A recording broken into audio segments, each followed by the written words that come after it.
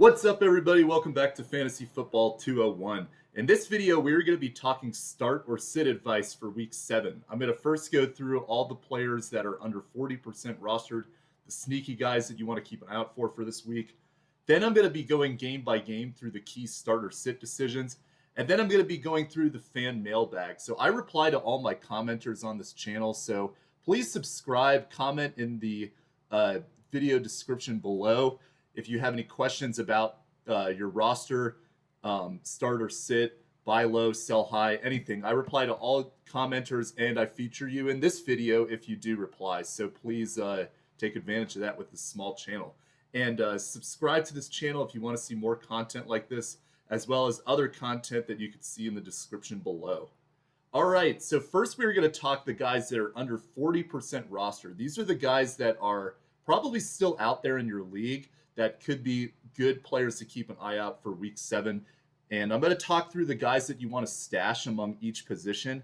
I'm going to go through quarterback, running back, flex, wide receiver, and tight end. So the flex position is going to be, running back, tight end, or wide receiver, just like it is in fantasy. So I'm going to be talking 5 guys that you want to stash and 5 guys that you want to start for this upcoming Week 7. Then I'm going to go game by game through start, sit, or stash key players that I'm looking at for this week.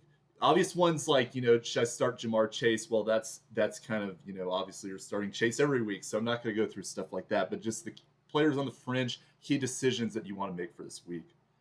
All right, so we'll get right into it.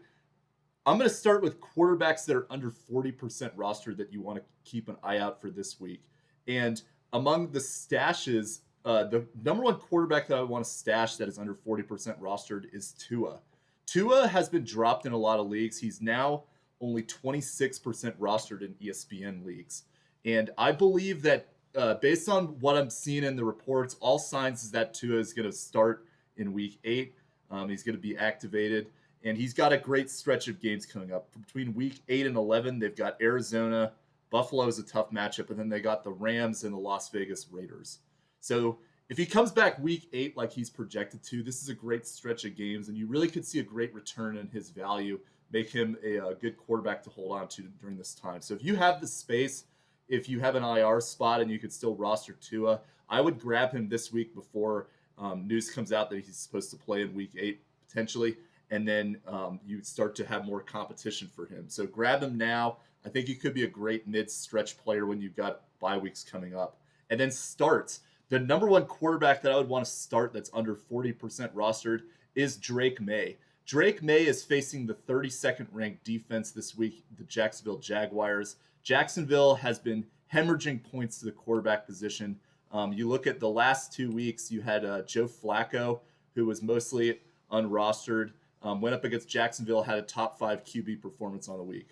Caleb Williams faced Jacksonville last week, and he had the number 1 overall quarterback performance. So all signs point to this being a performance in which Drake Maye, who had 19 points last week against Houston, which is not by any means an easy defense, and he still played very well. So I don't know if the Patriots are going to win this game, but I think if anything for fantasy, I'm expecting big numbers from Drake Maye, and I think that he's somebody that if you're especially in 2 quarterback leagues, you want to start for sure. And if you're in a 1 quarterback league, depending on who else you have, Drake Maye is a great option for you to play this week. I'm expecting a big game for Drake Maye today against Jackson, or not today, but Sunday against Jacksonville. All right. Then among the running backs, the key stash that I want to look at for this week among the running backs under 40% rostered is Tyler Goodson, who is 7.5% rostered. So he is a running back from the Indianapolis Colts, if you're not familiar with him. He has not had anything special in terms of his fantasy numbers yet, but just in terms of efficiency and the eye test, he looks significantly better than Trey Sermon. Trey Sermon is getting more of the carries, but he has not been very efficient with that. Had a very poor game last week against Tennessee, but Goodson actually did look effective. So now that they get a pretty good matchup this week against Miami, it's possible we could see a shift in the backfield towards Goodson for this week. I'm not willing to put him in my starting lineup because he hasn't had a lot of volume yet, but I am keeping an eye on this situation. If Jonathan Taylor continues to miss time, Goodson may be the back to hold on to among these Colts running backs. So keep an eye out for this. He's only 7.5% rostered. I would definitely stash him if you have the space. And then running backs to start for this week. I'm going to cheat a little bit because a lot of running backs are heavily rostered. But Alexander Mattison, who is 42% rostered, to me, he is the start among the lightly rostered running backs. I'm going to include him under 40%, even though he's 42, because there's not a lot of great options out there among running backs. But Mattison, I would start for this week because the Vegas Raiders are not a good offense, but what we saw with Aiden O'Connell is that he checks it down more to his running backs. We also saw a 1 yard out from the goal line fumble by Amir Abdullah, so that figures well into Madison's role as a pass-catching running back because they probably won't be relying on Abdullah too much anymore. Also, this game against the Rams, they're not a great defense by any means, but I have my questions about Aiden O'Connell's ability to stretch the field in this game, so he may be checking it down to Mattison more. I think in general, he's not going to give you an amazing performance, but he's going to give you a very consistent floor that I would feel comfortable starting him for this week. So Alexander Mattison, my running back that is lightly rostered that I would start for this week. Wide receivers, the stash that I'm looking at, and potentially a start depending on the circumstances, is Xavier Legette. Xavier Legette faces the Washington Commanders this week, which is a 28th ranked defense. That in itself is a great matchup. But then Deontay Johnson on top of that is dealing with injury. He has practiced only on Friday this week, which based on the trends we've seen is that he has not attended all practices or practiced in limited capacity, and he's still been good to go and performed well. So it could be that. But also, Deontay Johnson is rumored in trades as well. So is this something, similar to the Devontae Adams thing where he's injured, but he's not really injured? It's just kind of, they're not trying to decrease his trade value when they're trying to look for a deal for him. Who knows? But if that happens, then Xavier Legette becomes even more attractive. So for this week, I definitely want to stash him. And I think depending on what happens with Deontay Johnson, if he plays or doesn't play, he moves into the start category for this week. But my number one start among the lightly rostered wide receivers under 40% rostered is Demario Douglas. And this amazed me when I looked this up. He's only 39% rostered in ESPN leagues, but he is the number one wide receiver on the New England Patriots. He gets that Jacksonville defense, which I just talked about has been just a sieve in terms of their pass defense. He's been getting tons of targets. He's gotten 9 targets in 3 out of the last 4 games. Seems to be Drake May's number one receiver. If you're in a full PPR league, this guy is a must start for this week. I know he's playing early, so that kind of makes some decisions a little complicated in terms of what you do. But Demario Douglas, this is a great matchup. I would put him in the must start category, and he's only 39% rostered for this week. All right, tight ends. So the stash among tight ends that I am looking at, and this is a deep league stash, is JaTavion Sanders of the Carolina Panthers. So everything that I just said regarding Xavier Legette and the rumors about Deontay Johnson are true with Sanders as well, is that you could see an uptick in his volume as the season goes along. But you're already seeing that anyway, even with Deontay Johnson. Over the last 2 weeks, he got 5 targets in week 5, and then he got 7 targets in week 6. So he is getting more involvement. He hasn't really had any great fantasy performances yet, but on a team like this that needs second and third wide receivers, especially if Deontay Johnson is traded, this is a great situation for him. He's a deep league guy that is very lightly rostered, and he is somebody that I would be looking at if you're in deep leagues and you need a tight end, take a sleeper on rest of season, because he's got Dallas, Arizona, and Tampa Bay in his fantasy playoffs, which is just about as good as a matchup as you can get for tight ends that are like the tight end defensive matchups. So this is somebody that you really want to look out for. He's only 0.4% rostered. So in deep leagues, keep an eye out for this guy because he could be a late season sleeper for you. And then start among the tight ends. I'm going to use the same guy I used last week. Cade Otton is only 38% rostered. He got a touchdown last week. He's been getting consistent fantasy points over the last few weeks. He had 9, 11, 7, and 9 points over the last 4 weeks, which among tight ends is about all you can ask for, because a lot of guys have struggled to even get that. He gets Baltimore this week, which is the 28th ranked defense against tight ends. He's expected to be involved. This is a very safe play that if you have a Cole Kmet on a bye, Jake Ferguson on a bye, etc., this is a great 1 week fill-in for you to put in for this week. And then stashes among the flex positions. So Tre Tucker, I just talked about Las Vegas a little bit ago. Do keep an eye out for the fallout of these fantasy trades. Devontae Adams going to the Jets means that there is going to be a receiver that's going to get some of his workload.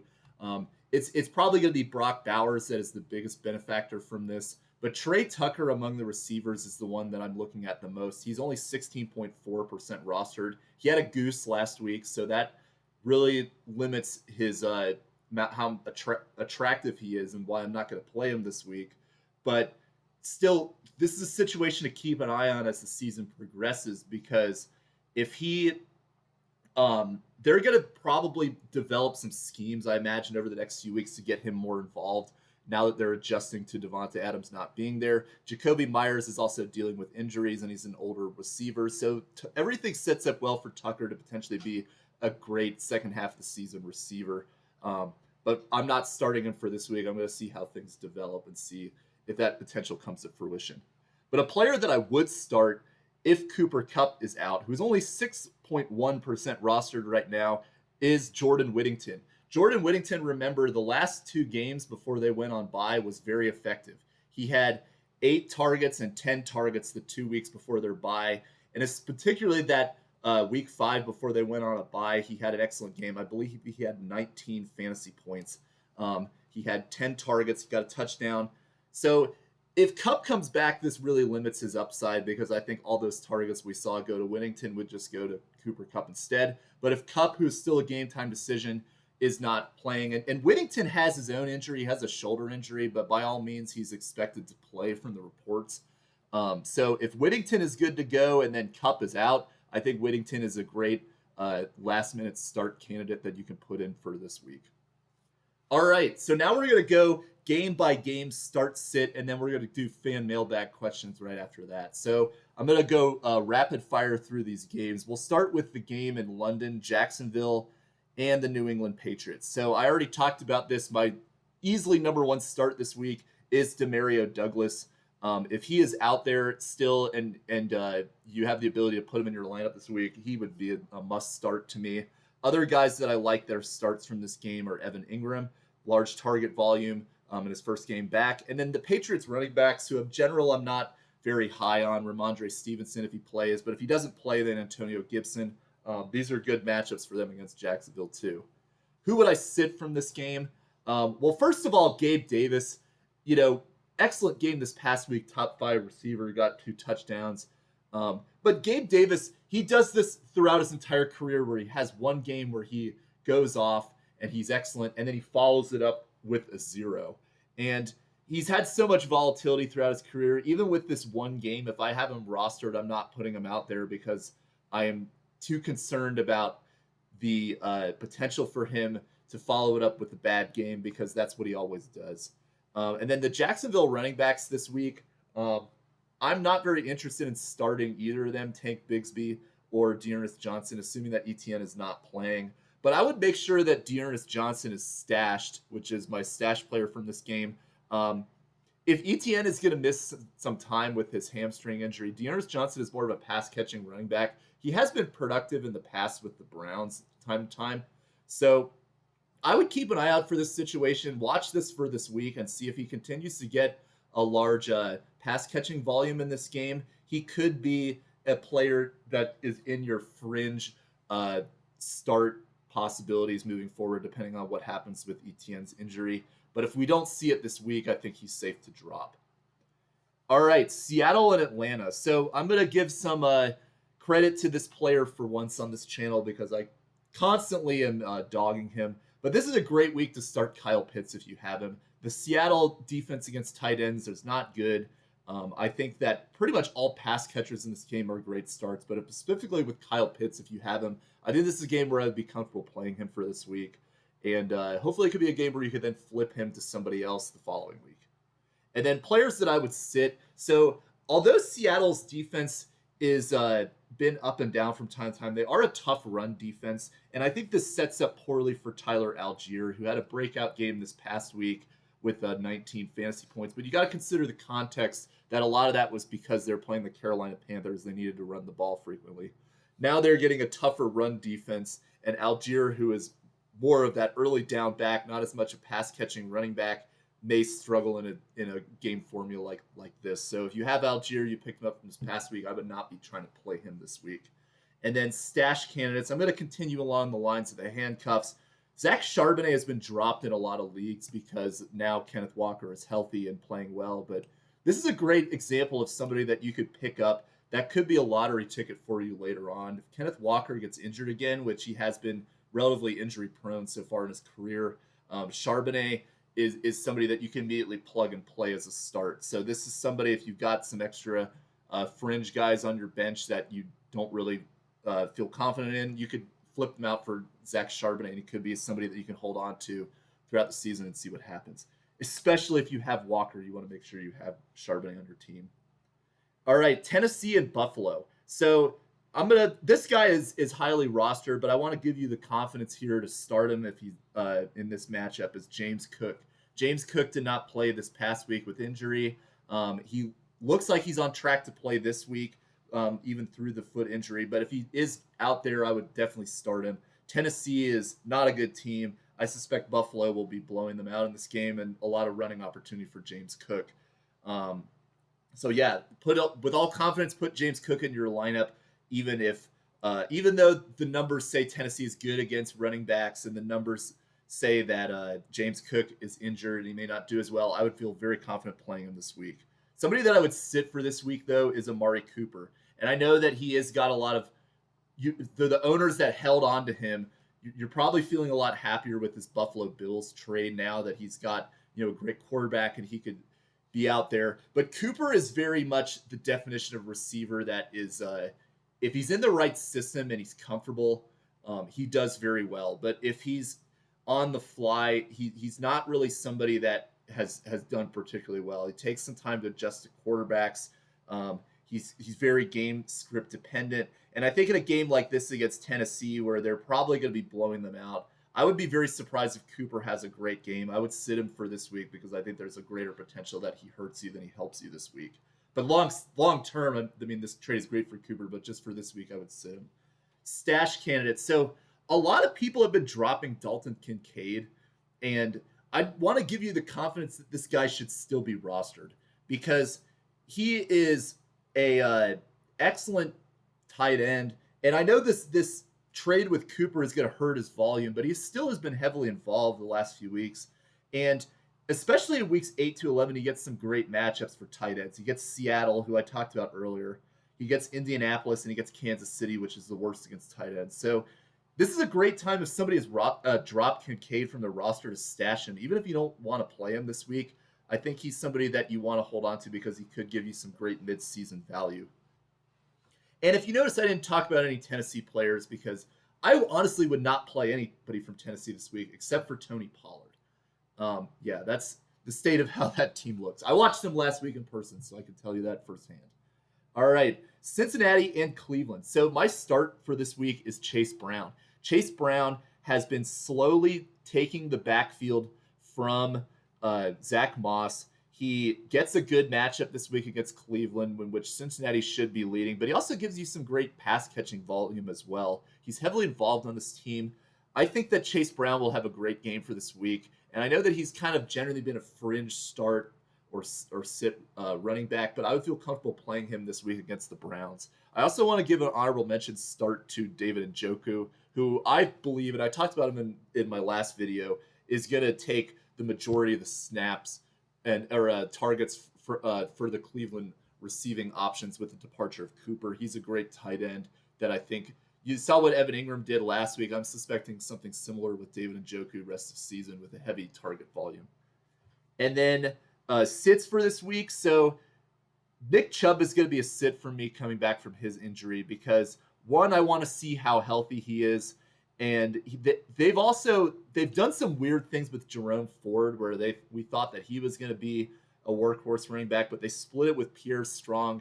and Deonta Foreman. So is this going to be the same situation with Nick Chubb? I would not be surprised with that. And I think coming off of this week, especially in a game where they should be losing. Cincinnati is a great run defense, but still, I want to see how Nick Chubb looks from his injury and how much workload they give him. I would not start him for this week. And then somebody that I would stash, I talked about the void that needs to be filled from the Amari Cooper departure from the receivers. I would stash Jerry Jeudy to see what happens.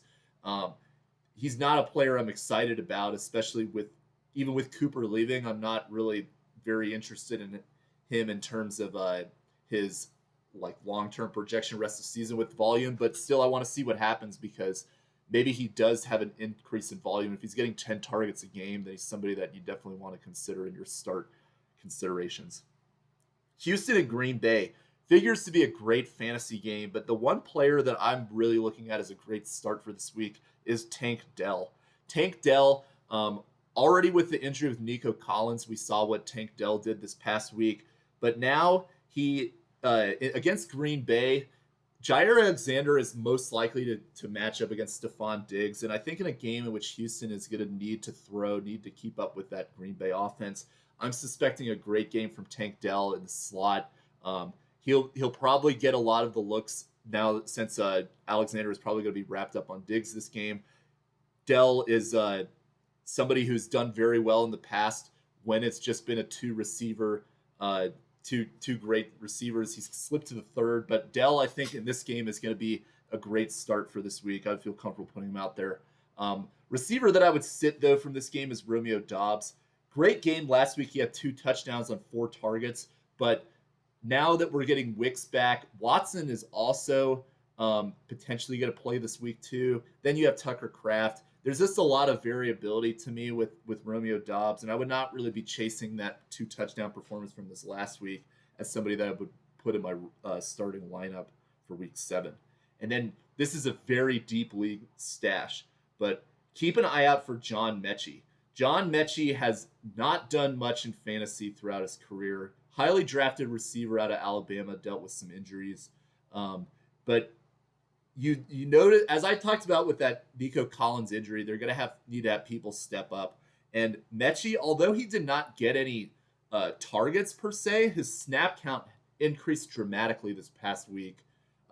So, this is a guy that's a project. He needs to get a little more development in the system as an NFL receiver. But I would not be surprised if we see a breakout performance from him that nobody's expecting at some point this season, because he is highly talented.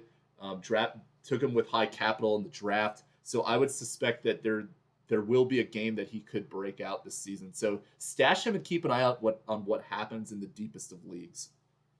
Miami and Indiana. So in contrast to the last game, this one figures to be a very rough fantasy game. By all accounts, it's going to be Anthony Richardson against Tyler Huntley, which there's also no Jonathan Taylor. Yeah, it's gonna be rough. So who do you start from this game? I feel that either of the Miami running backs would be good start candidates for this week, both Devon Achane and Raheem Mostert. We've been kind of sleeping on Raheem Mostert because he's been injured most of the season. He's been dropped in a lot of leagues, but 19 carries this past week for, I believe, 89 yards. He is somebody that I think is a great fringe starter that you could put into your flex range. Miami is going to be trying to control the ball in this game. With Tyler Huntley, they don't really have a great downfield passing threat. They could get it to Tyreek Hill potentially, but they're probably going to be playing more of a short field game, and I suspect this will work well in Raheem Mostert's favor. And then Devon Achane, I think that he's struggled since Tua has been injured, but this is a game I feel that you can confidently start him. And sits. So there's 2 receivers that I would start in this game, Tyreek Hill and Josh Downs, but I don't feel great about either of them. But everybody else I would sit. So this includes Jalen Waddle. This includes Michael Pittman, etc. All those guys I would be sitting in this game because I think that if Anthony Richardson is playing specifically for the Colts, but I suspect this will be a tough game for fantasy numbers and not going to really benefit these secondary receivers. But stash, I'm going to talk Tyler Goodson again. I mentioned him earlier, but as I said, the the eye test shows you that Tyler Goodson is a better runner than Trey Sermon, and I think that this could be a game where you start to see more Goodson and less Sermon, and would be somebody, if Jonathan Taylor is going to miss a couple more weeks, Goodson could be a great value for you in weeks 8 to 9 potentially. All right, Detroit and Minnesota. So now we're back to what projects to be better fantasy numbers.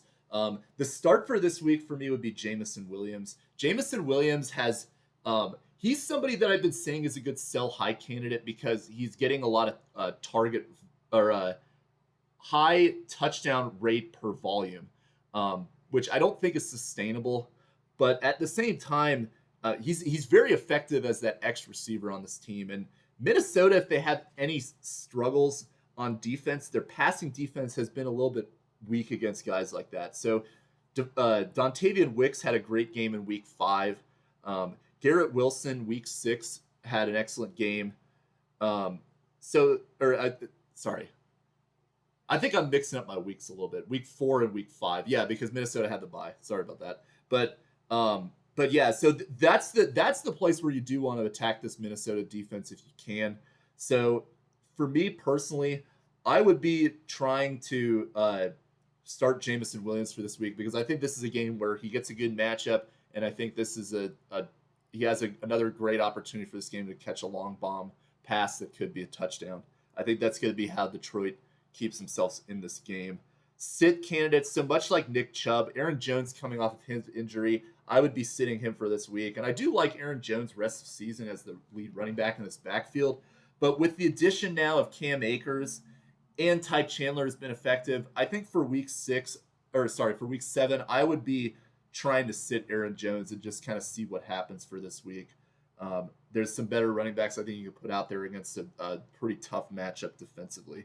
And then stash candidates. So this is another guy that's been dropped in a lot of places because of his injury. But TJ Hawkinson, practicing, not expected to play for this week.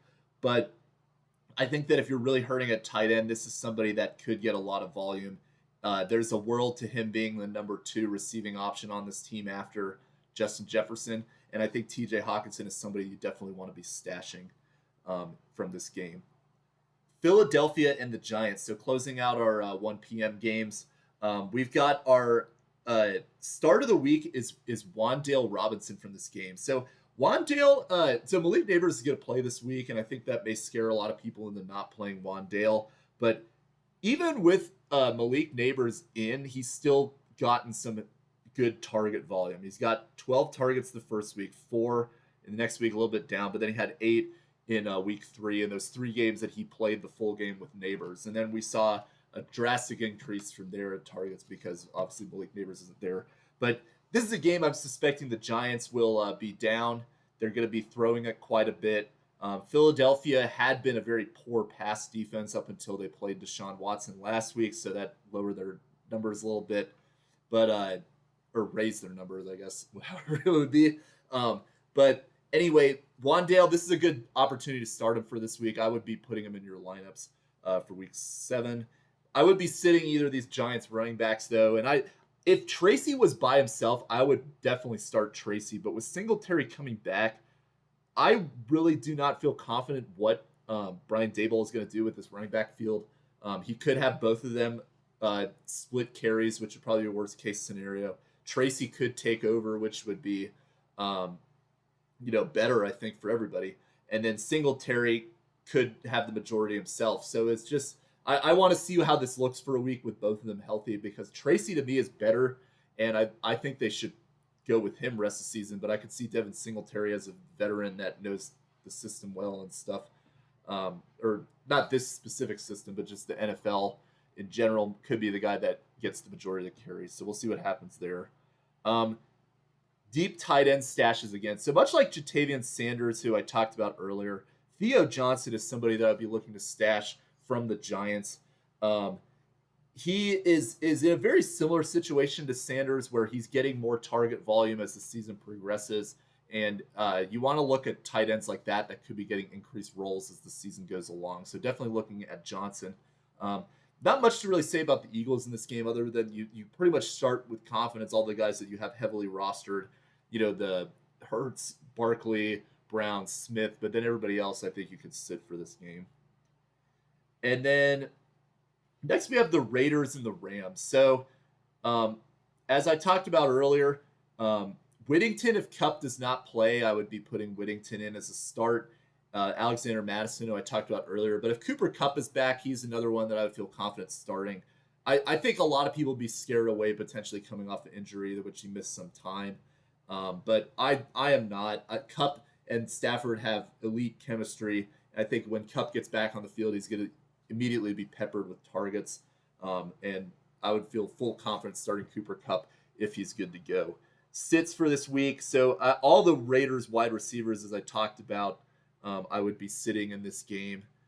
But among the ones that I would stash, as I talked about earlier, is Tre Tucker. I think everybody else on this team, except for Jacoby Myers, you still want to roster. But those other guys, I wouldn't be looking to roster them. But Tucker specifically is the one that interests me the most for long-term upside. And yeah, not too much else to talk about from this game. Carolina and Washington. So this figures to be a very underrated fantasy jackpot in terms of just a lot of great games from these positions. Jaden Daniels should have a great game. Both running backs should be great.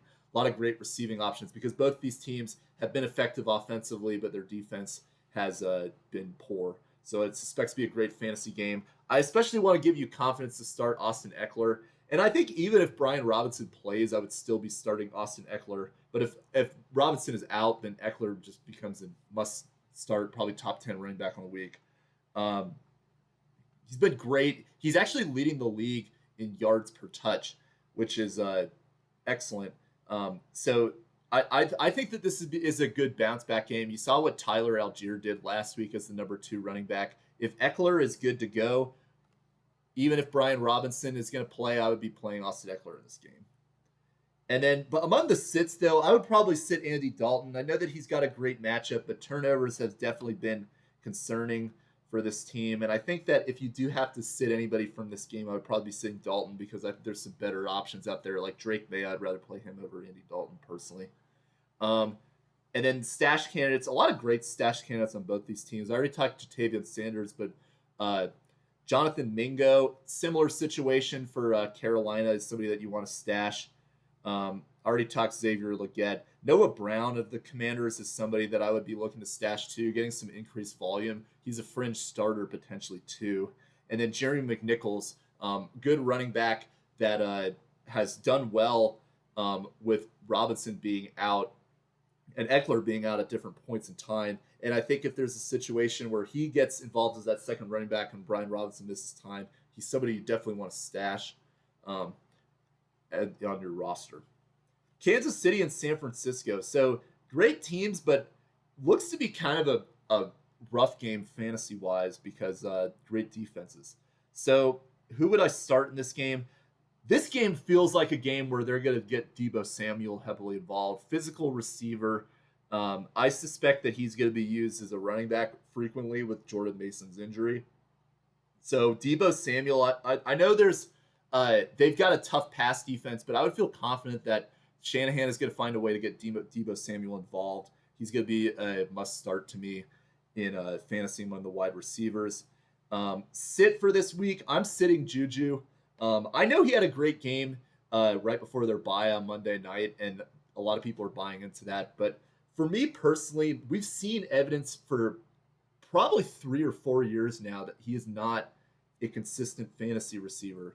And I know this is one game, but how many times have we seen guys have one game like this and then just do nothing the next week? Look at JaTavion Wicks, for example, or Juwan Jennings relatively. So, yeah, I feel that that's happening with Juju Smith-Schuster. He's got an injury as well. On top of that, I would be sitting him for this week. And then stash candidates. So Ricky Pearsall coming back. Unfortunate gunshot back in August that put him on the injured reserve, but he is back now.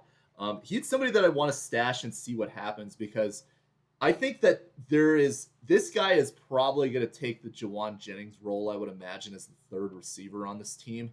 And we saw Jennings go off for 40-plus points a couple weeks back. So Pearsall is somebody that I would be stashing, see what happens. Not expecting a good game this week, but more involvement as the season goes along is definitely in the cards.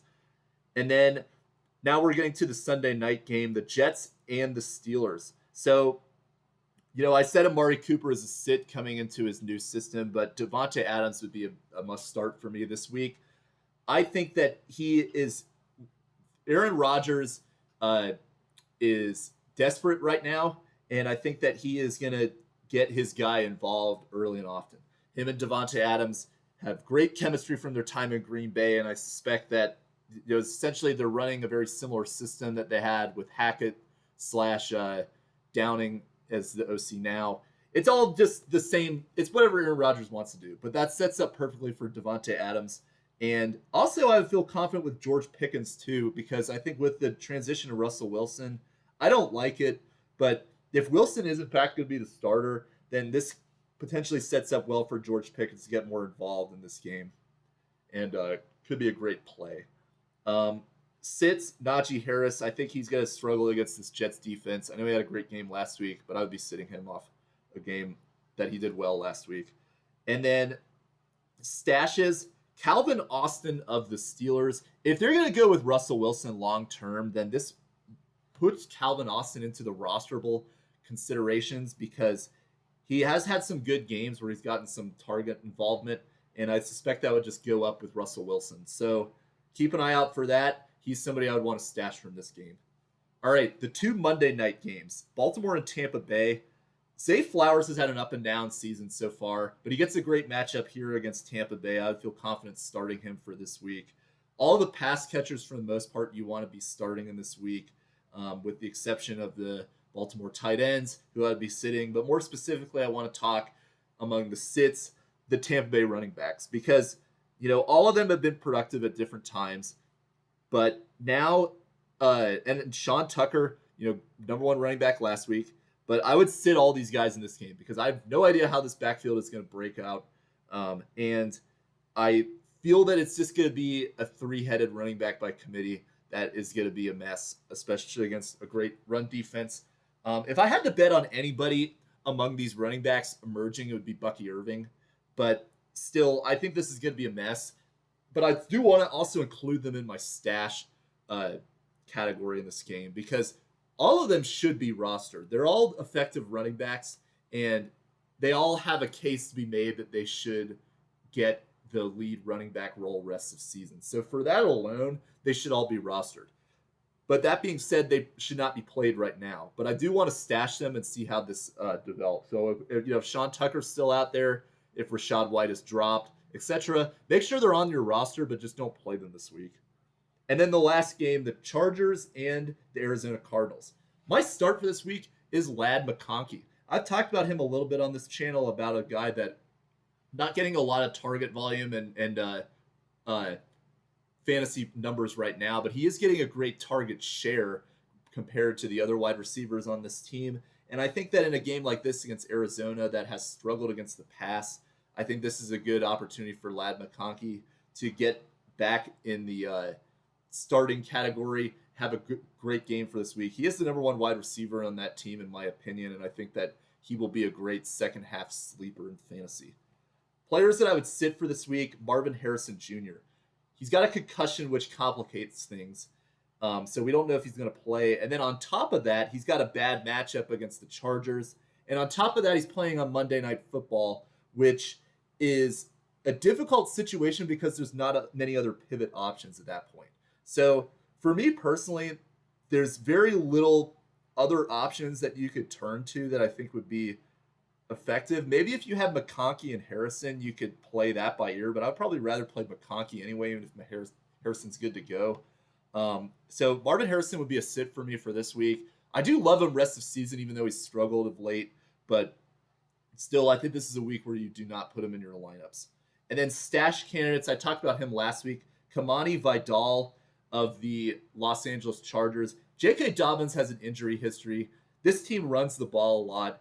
Vidal, when he was healthy, immediately got involved and got a touchdown. I think this is a sleeper rest of season. I don't think he's going to get some great volume this week again. He didn't get a lot of touches last week. He just was very effective with what he had.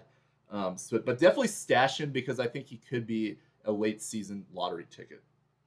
All right, so we will conclude this video with the fan mailbag questions. So I'm going to start with a question from Recon XB. He has a 12-man full PPR league. He has Josh Allen, Saquon Barkley, Chase Brown, Tyreek, Zay, Laporta, Juju, Brandon Aubrey, Allen, Coleman, Corum, Legette, Mostert, Pickens, Tracy, and Tua. Who should he drop from these players is what he's asking. And he's also asking if he would trade Flowers and Pickens for Kupp. All right. So this is a good question. Who do you drop among these players? So given the bye week, I would be dropping Corum. Coming off of, I think that just based on the fact that he doesn't have Kyren Williams, and I'm not even really convinced that Corum, when he does, if there were an injury to Williams, that Corum would get anywhere near the volume. I think that it would be split between him and Ronnie Rivers. I think among the guys that you could drop there, I would drop Corum. I would also consider Coleman as well, but I think there is a world where Coleman is still the number 2 receiver on the Bills. So I would not get rid of him just yet.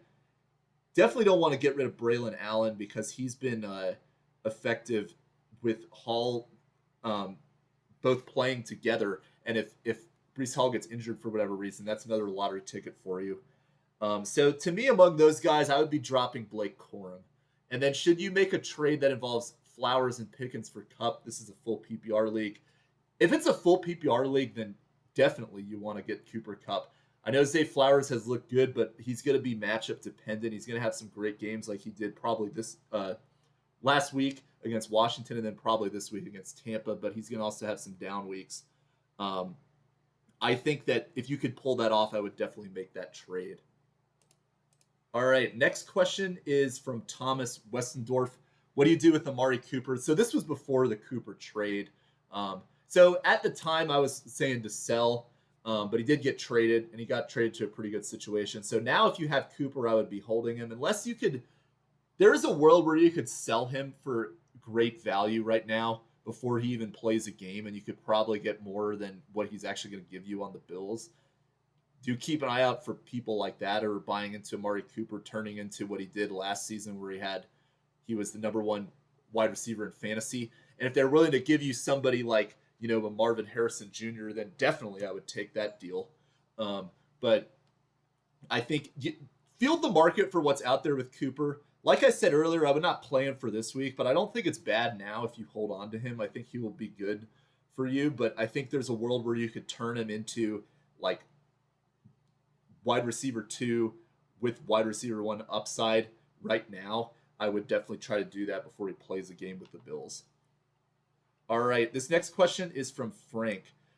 He has a roster that consists of Breece Hall, Kyren, and Achane as his running backs. He also has CeeDee Lamb, Jamar Chase, Darnell Mooney, and Amari Cooper.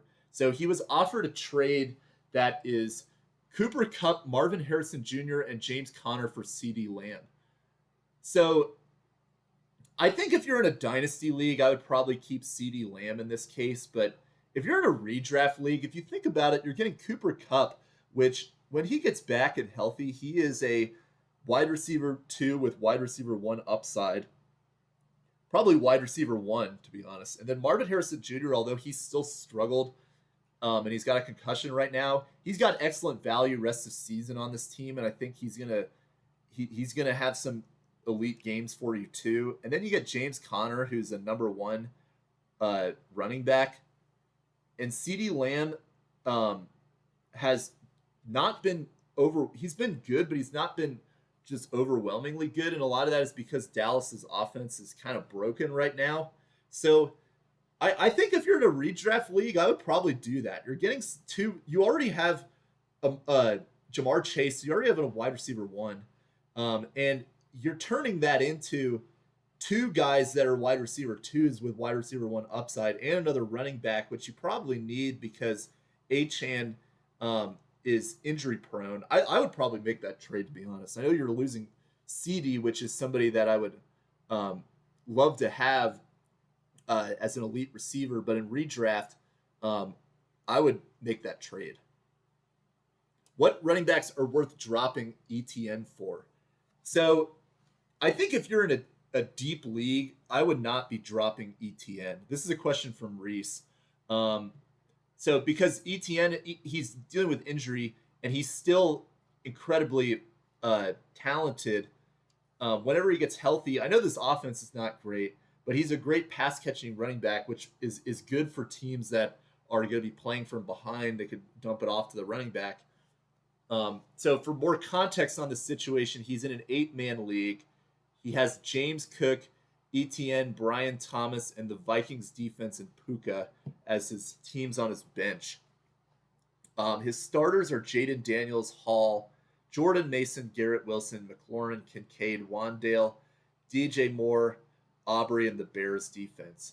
So, yeah, so this is a situation where if you have two defenses and one of them is on a bye and you're thinking dropping one of the defenses or ETN, you always drop the other defense because defenses are, although they are great assets, and I know the Bears looked great last week against Jacksonville. They have a talented defense. They've been good this season. You already have the Vikings defense. So I would personally just go with them. I don't think you need to roster two defenses, especially with the Bears on the bye. So I would, if you're going to drop and get another running back to replace ETN, start with the Bears defense. And then I think after that, your next options of guys that I would want to drop before ETN is maybe Wandale, if it's only an 8-man league. But ETN I would not be dropping in this situation because when he's healthy, he's still the number one running back on that team. He's just not been healthy. So, yeah. But this is a situation where you don't need to roster two defenses if the Bears are on a bye.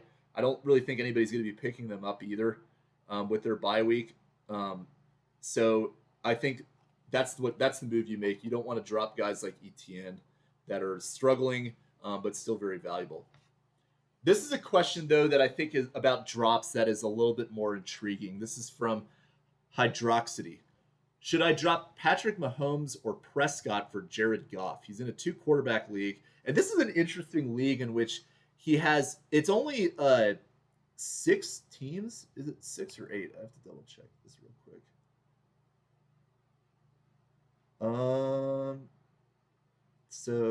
Okay.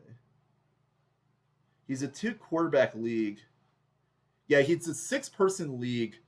And they don't do tight ends, which is actually very interesting to me because it makes it so that you don't have to run the risk of putting a 0 in. So that's a cool concept there.